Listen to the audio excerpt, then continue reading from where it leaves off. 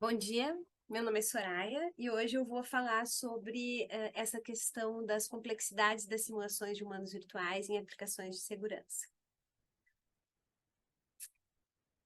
Então, eu me formei aqui na PUC, no curso anterior, que se chamava Informática.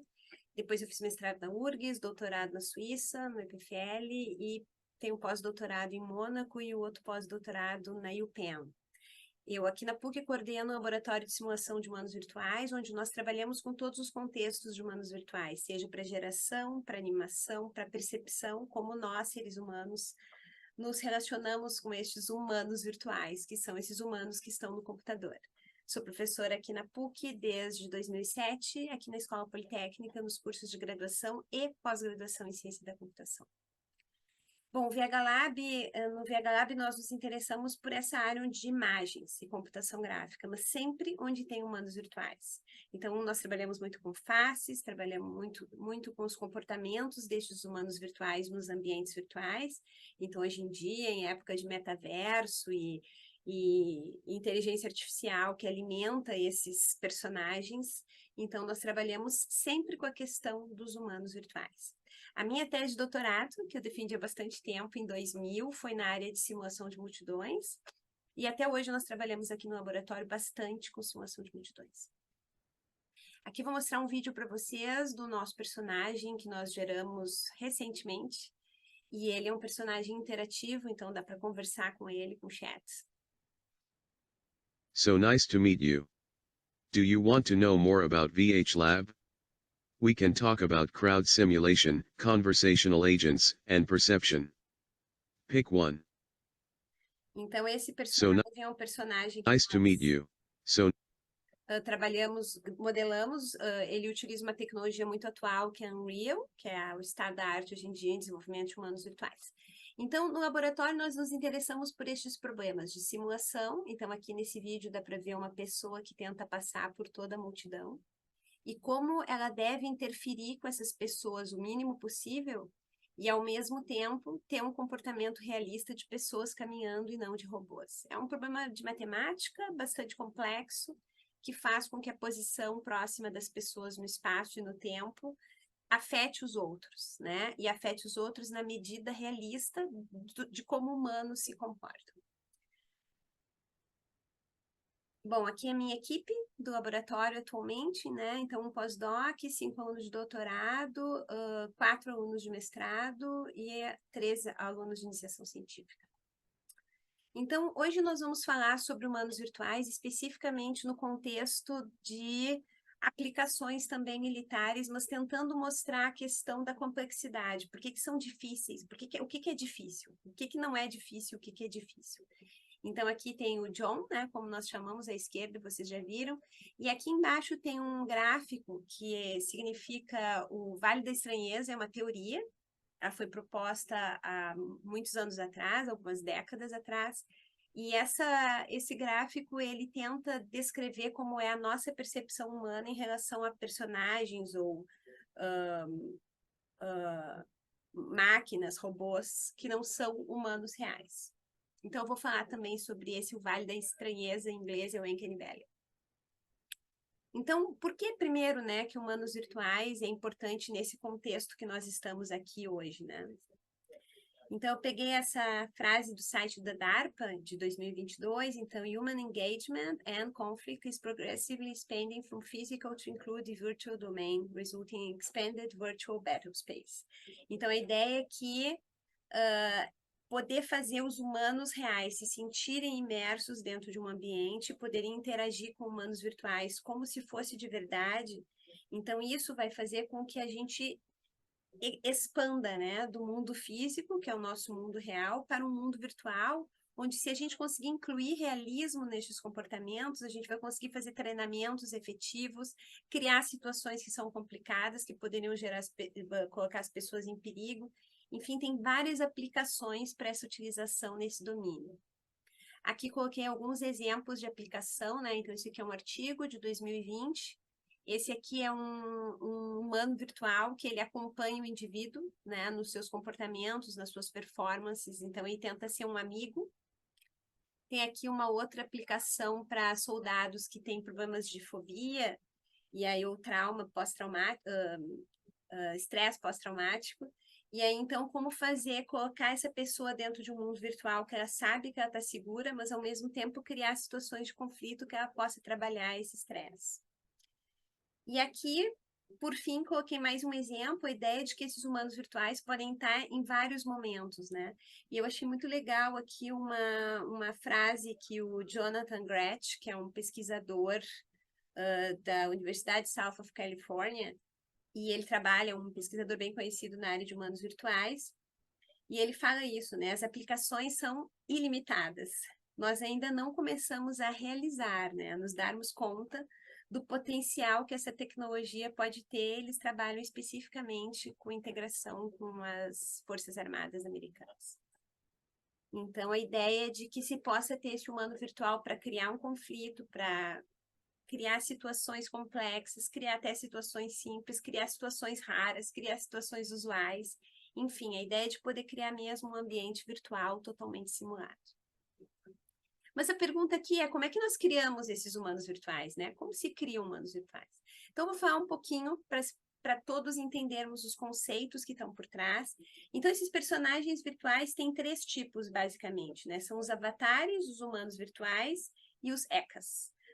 Então, vou falar um pouquinho sobre cada um deles. Os avatares são a representação do usuário dentro do ambiente virtual. Então, nós temos, por exemplo, vários exemplos comerciais, de jogos, entretenimento, e a ideia é de que nós temos esses avatares dentro desses mundos sendo controlados sempre por um usuário.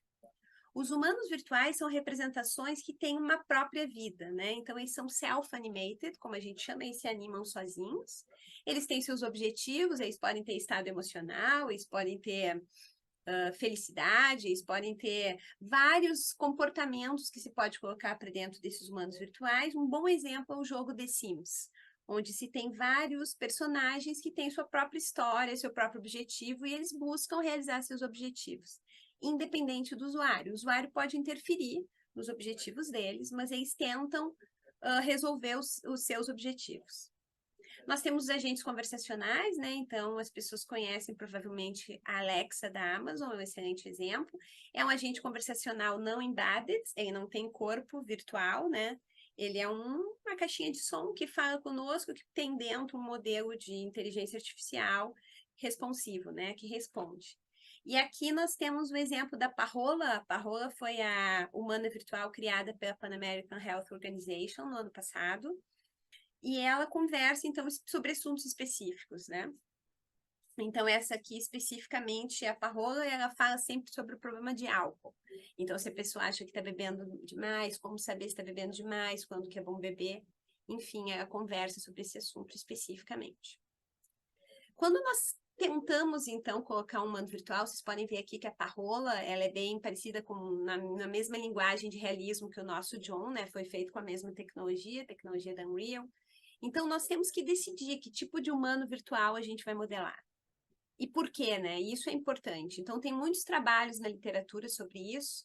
Basicamente, a aparência do personagem pode afetar a experiência do usuário. E aqui nós temos vários tipos. Por exemplo, posso partir do princípio que eu quero um personagem que não é humano. Então, tá aí, né? O cachorrinho do Words, exemplos de filmes. E aí nós temos vários personagens com os quais a gente pode desenvolver empatia, dos quais a gente gosta, né? A gente adora o Sully, o Mike Wazowski, o Gato de Botas, mas eles não são humanos, né? A gente pode partir para uma linguagem cartoon. A linguagem cartoon é uma linguagem que ela entra muito bem no nosso sistema de percepção. A gente gosta e fica confortável.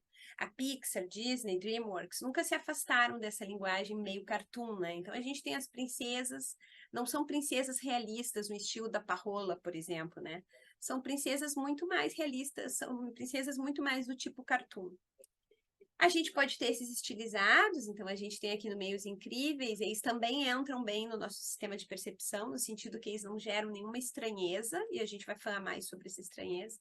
Mas então essas linguagens aqui, cartoon, são linguagens confortáveis. Já se sabe pela literatura que seres humanos aprovam, gostam e não acham nada estranho. E a gente tem os realistas, né? Então, os realistas aqui a gente tem a direito, que é atualmente o estado da arte de humanos virtuais, os Unreal Meta-Humans. Eles são personagens ultra realistas, e personagens que, claro, o custo computacional, sobretudo para fazer aplicações interativas, é muito maior. E se tem estudos, poucos estudos em relação à percepção desses personagens atualmente, mas o que parece é que realmente eles causam um pouquinho mais de estranheza do que seriam os personagens cartoon. Essa estranheza é sempre algo que a gente quer fugir de fazer o usuário sentir. Porque o usuário pode ficar prestando atenção mais no cabelo dela, se o olho dela brilha da maneira certa, do que do contexto o qual esse personagem está inserido. Então, é importante chamar atenção para aquilo que é o correto, aquilo que a gente quer que o usuário sinta e perceba durante as interações. Então, uma pergunta é: existe diferença na tecnologia de humanos virtuais para aplicações militares, jogos ou filmes?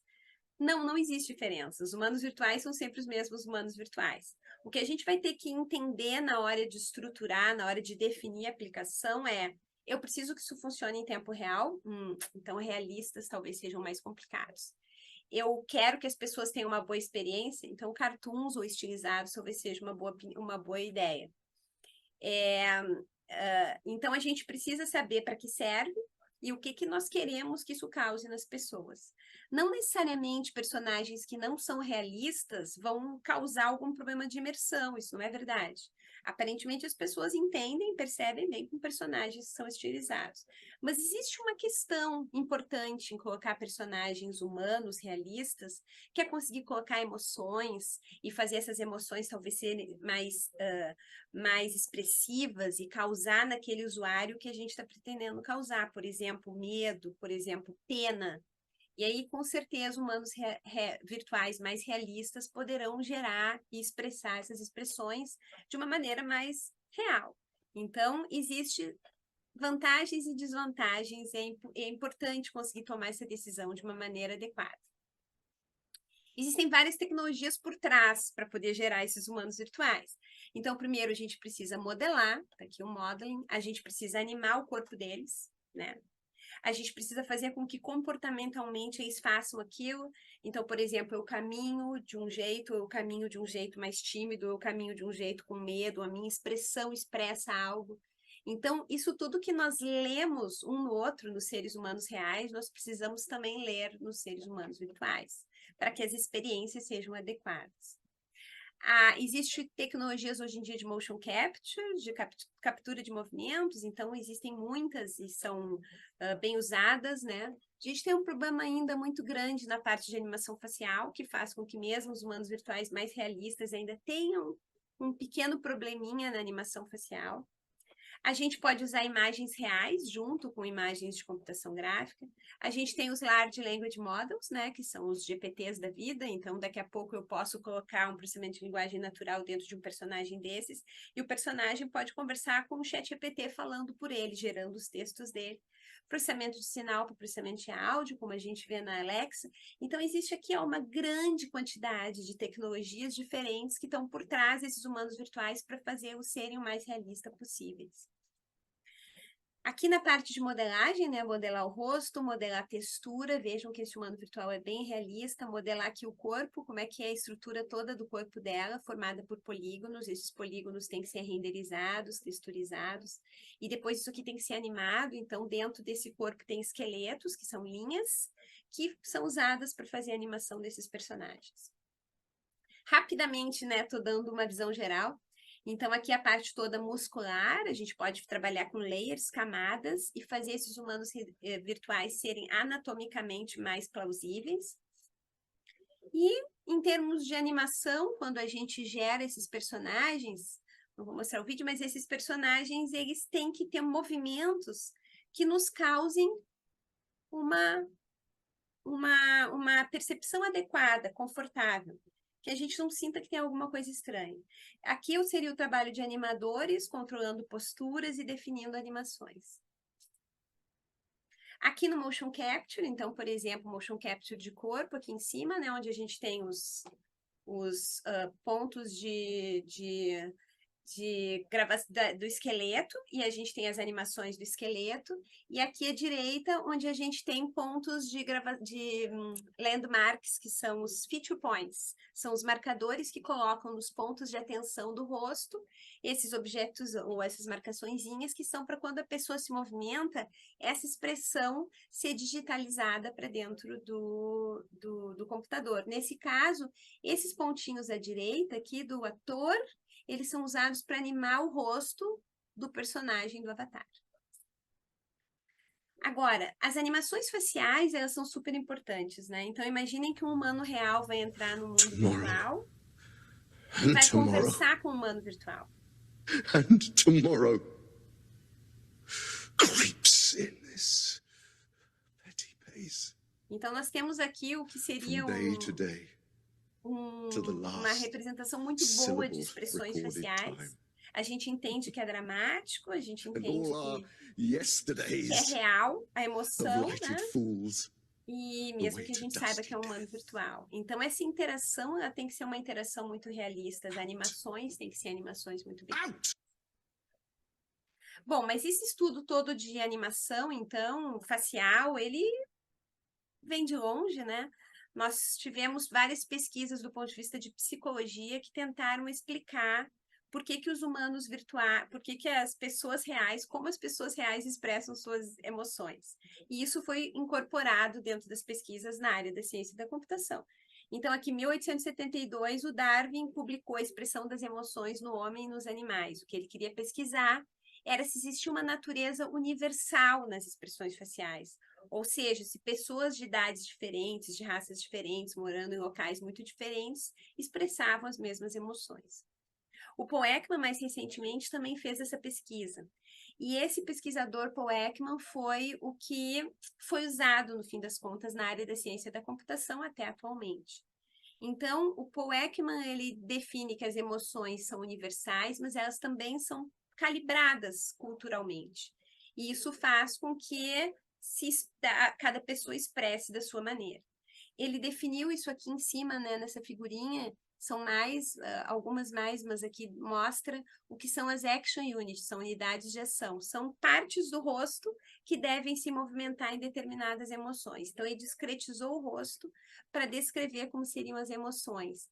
E a computação, então, inseriu todo esse conhecimento, fazendo, em 1972, foi o primeiro paper na área de animação facial, o primeiro artigo científico. E a partir daí se estudou como Paul Ekman tinha dito que as emoções deveriam acontecer, então ele se incorporou todo esse conhecimento do Paul Ekman dentro da computação gráfica. E hoje em dia a gente tem, né, uma explosão de personagens que se expressam facialmente. Agora vamos ver esse vídeo. Hello, I'm Siren, and I'm a digital human. I was created by an international team of artists and engineers who wanted to challenge our ideas of what a synthetic human could be. I've got state-of-the-art real-time graphics and an unprecedented level of detail in my eyes, skin, and hair. Cool, right? But I'm more than just a collection of fancy pixels. I'm actually being driven by a real human actress and her dynamic motion capture through Unreal Engine. So what are you waiting for? Come meet me at the Vicon booth and see for yourself. Então, aqui nós temos um exemplo de uma personagem, ela é toda animada a partir da movimentação de um ator real, seja a face, seja o corpo. Ela utiliza essa tecnologia que eu já comentei, que é estado da arte hoje em dia, que é Unreal.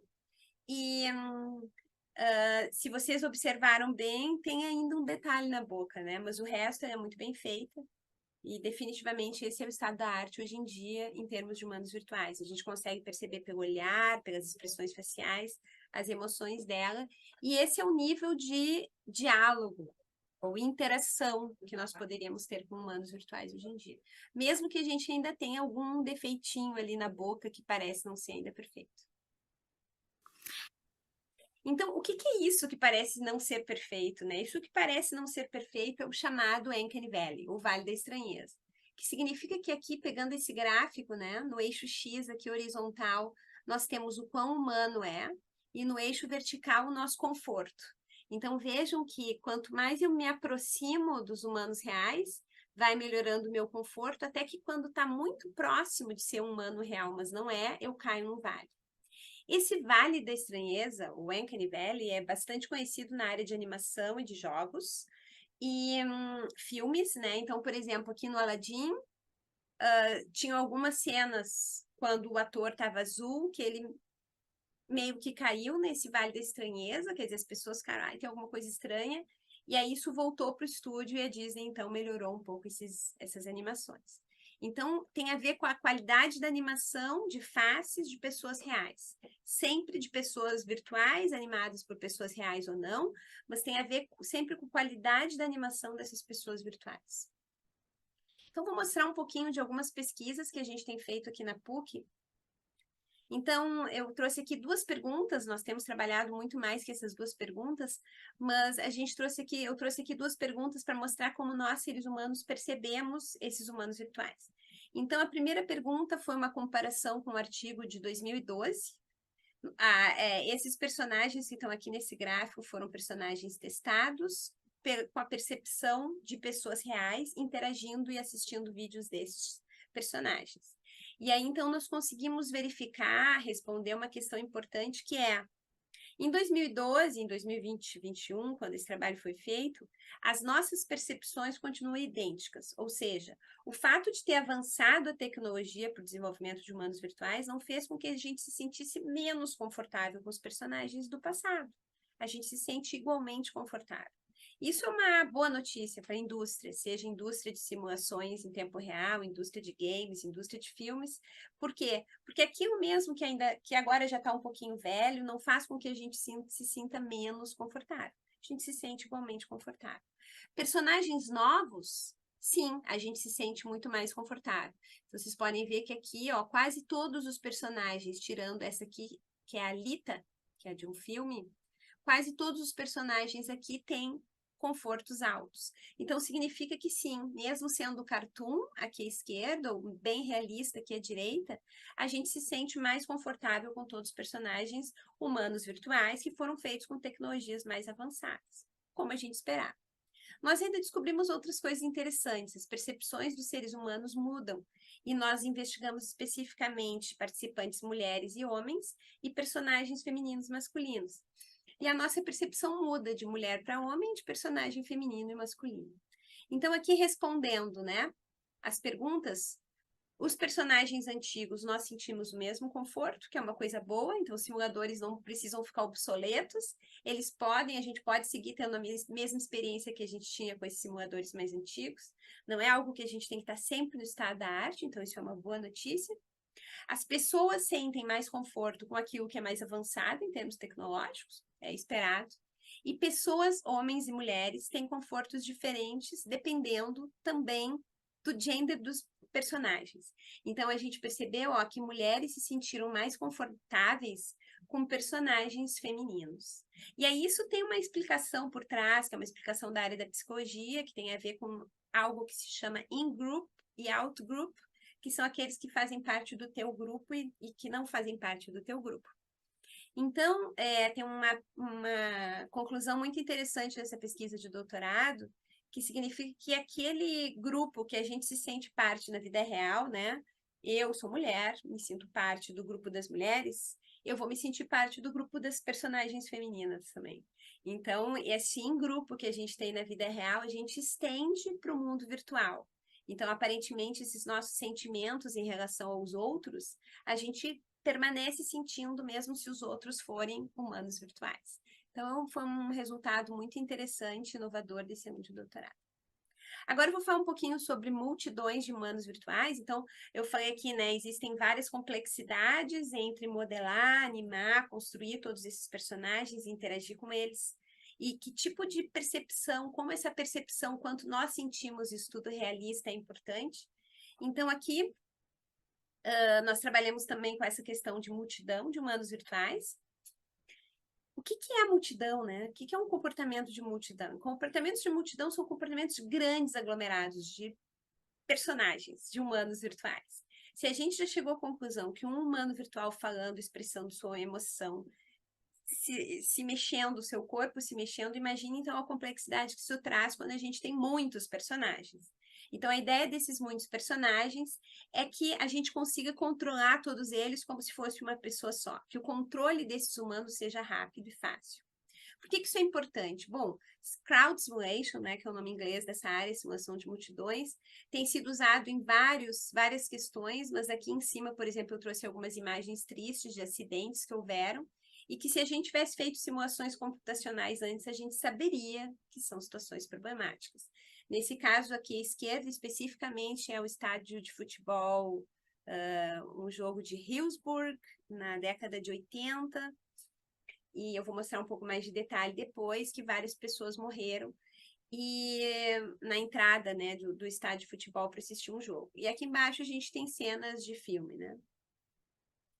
Então, o objetivo é conseguir simular esses eventos de aglomerações de pessoas e saber situações de risco antes que essas coisas aconteçam.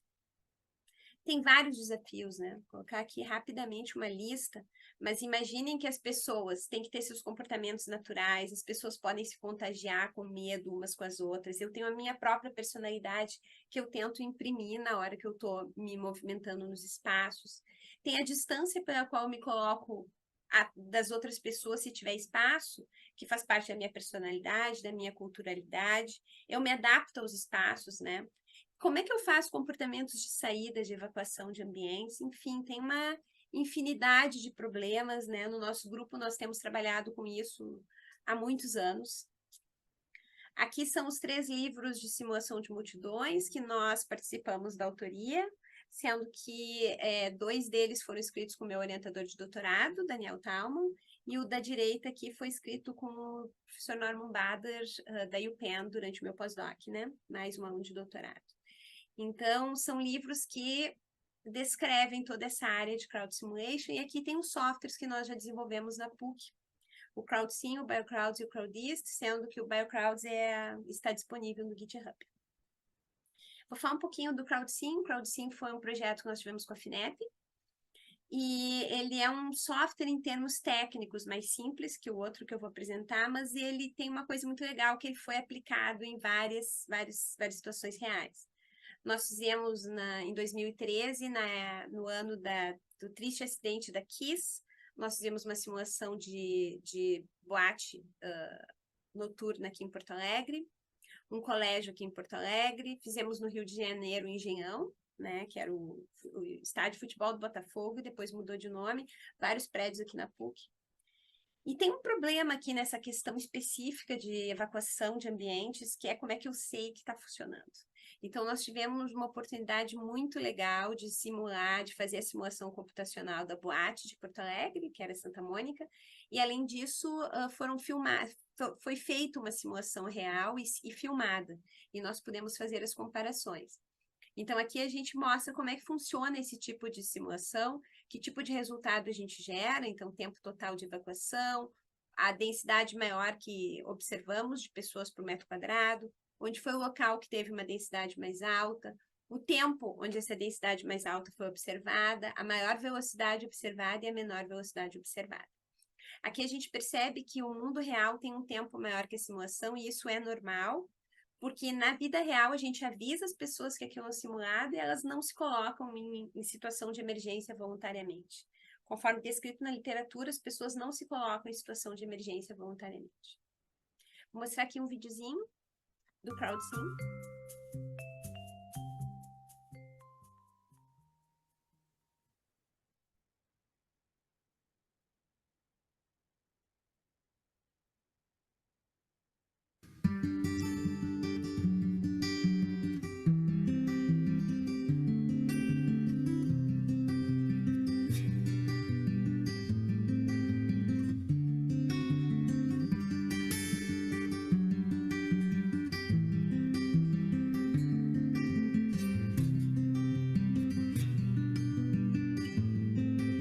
Então, aqui a gente pode ver as pessoas sendo geradas lá naquela cadeira.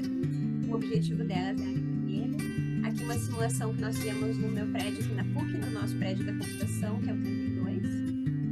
Então, aqui as pessoinhas saindo do prédio, levaram 250 segundos para sair do prédio. Aqui um pedacinho da simulação da boate Santa Mônica. As pessoas saindo, tempo total,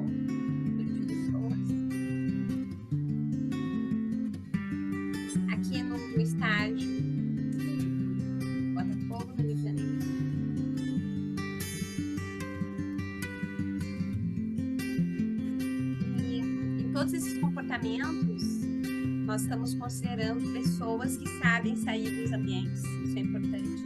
Também posso simular pessoas que não sabem como sair. Então, consigo parametrizar esse tipo de comportamento.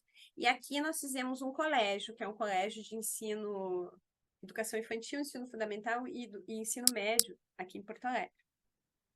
Nós transformamos esse modelo num jogo e que foi instalado em todas as salas de aula do colégio, os laboratórios, enfim, e as crianças podiam acessar o jogo e saber como elas saíam da sala, seguir elas mesmas. Então, foi um trabalho muito legal, nós ganhamos um prêmio Santander de Ciência e Inovação neste ano, 2013. E aqui, então, eu poderia colocar crianças que, por exemplo, poderiam entrar em pânico. Então, isso tudo a gente consegue simular. Claro, aqui nós fizemos, de novo, crianças que sabiam como sair, tentando simular os melhores casos. Mas nós poderíamos simular os piores casos também.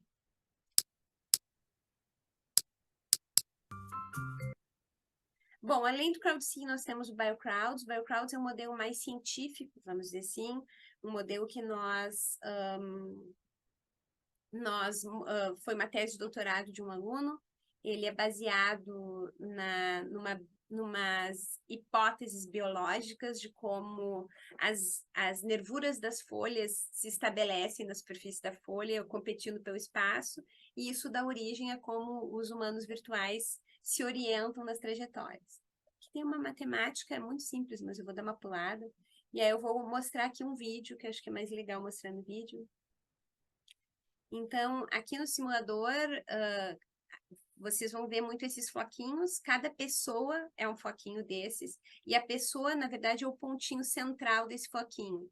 E essas linhas todas são as linhas para os espaços que essa pessoa tem para si naquele momento. Então, é uma maneira de fazer com que eles evitem colisão uns com os outros. Aqui dá para ver nesse protótipo mais fácil, então, aqui no chão tem esses marcadores. Conforme as pessoas caminham, elas ocupam esses marcadores e liberam para os outros. Por que isso? Porque em simulação de multidões, um problema é muito importante fazer as pessoas evitarem as colisões de maneira humana, né? Tanto com outras pessoas quanto com objetos. Aqui a gente vê um comportamento que emerge do nosso modelo, que é um comportamento real de simulação de multidões, são essas formações de lanes. Então, a gente vê os corredores aqui com pessoas se seguindo, porque isso otimiza o esforço que elas têm que fazer para chegar nos seus objetivos. As lanes. E conforme elas vão saindo, os floquinhos se abrem mais, porque se adaptam ao espaço. Aqui, a mesma coisa, só que no espaço 3D, né? Então, eu tenho aqui, evitando um buraco e depois subindo um morro. Aqui, na formação de arco, eu tenho aqui bem à direita, onde eu estou com o mouse e a porta, e é como se a porta tivesse fechada. Então, as pessoas que vão chegando primeiro vão ficando bem esmagadas ali perto da porta, né?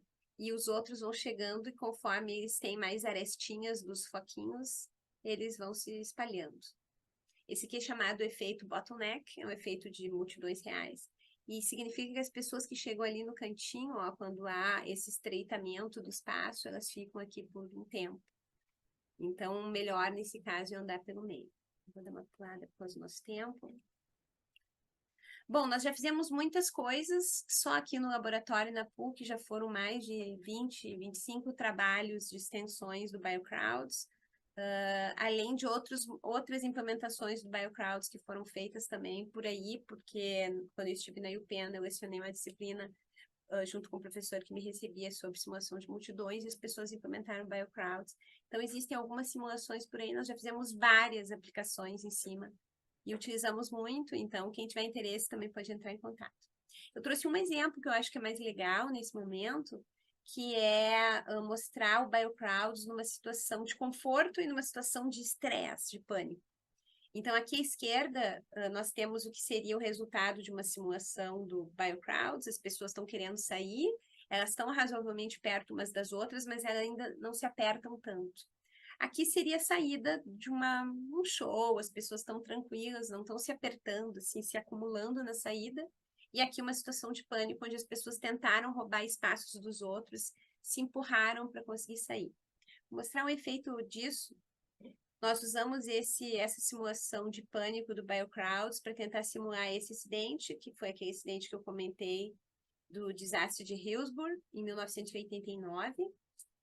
E aqui na frente, então, são pessoas que, infelizmente, né, algumas dessas morreram nesse acidente.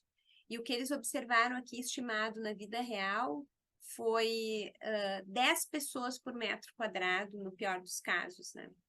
10 pessoas por metro quadrado. Então, essa é uma densidade bem, bem alta de pessoas. E nós fizemos a simulação com o estresse, modelo de estresse de pânico do BioCrowds, chegamos também a 10. Vou mostrar aqui o que seria um videozinho. BioCrowds, primeiro, só voltar aqui, né? As pessoas tentando chegar na bandeirinha. Então, quando as pessoas vão chegando, vocês vão ver, elas vão se acumular. E agora, quando elas começam a entrar em pânico, vão tentando passar uma por cima da outra, por dentro, vão tentando roubar espaço umas das outras, né? E aqui na frente, então, nós obtivemos 10 pessoas por metro quadrado. Então, o BioCrowd serve para fazer esse tipo de simulação e verificar em que situações essas densidades aconteceram e tentar entender por que elas aconteceram. Bom, já encerrando, então, o nosso assunto, nós falamos do que são esses personagens virtuais, esses humanos virtuais, como nós classificamos. Nós falamos dessas complexidades em termos tecnológicos, de modelar, de conversar com eles. Eu não falei sobre a nossa aplicação, que é o chat, um chat que nós temos com o John, aquele primeiro que eu mostrei no vídeo, e essa aqui é a Bella, uma personagem cartoon, que conversa também conosco. Então, nós temos essas várias aplicações, são aplicações desde interação até fazer simulações. Então, nós conseguimos colocar dentro de um mundo virtual personagens e tentar entender essa complexidade. Esses personagens são complexos, nós temos que estudar como nós entendemos, como nós percebemos esses humanos virtuais, para que a interação com eles seja boa e para que a interação com eles sirva ao propósito que nós pretendemos.